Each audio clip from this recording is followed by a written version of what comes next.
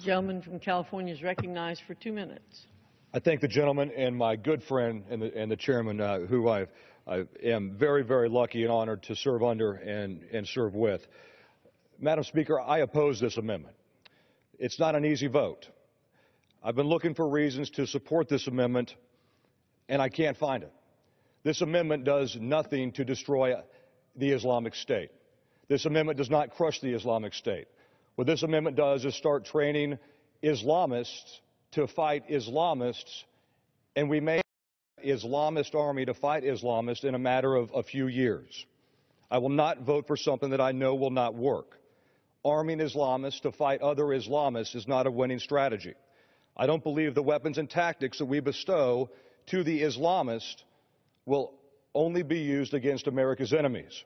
We've been through this before in Iraq and Afghanistan. Like, I'm one of the only people speaking here today who has served in the U.S. Marine Corps in Iraq and Afghanistan. In a confusing situation with many warring factions on all sides, the last thing that we should do is arm Islamic rebels to fight other Islamic rebels.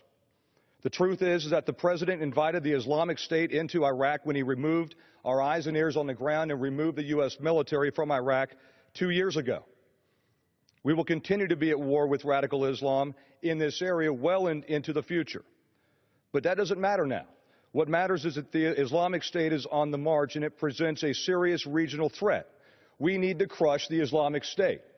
We need to kill them. We need to destroy them. We need to burn the Islamic State to the ground. And you don't do that by training Islamic Syrians. You don't crush the Islamic State by training Islamists to fight other Islamists. Arming Islamic fighters is no longer a viable strategy. It was a year ago. It was 2 years ago. But it's not now.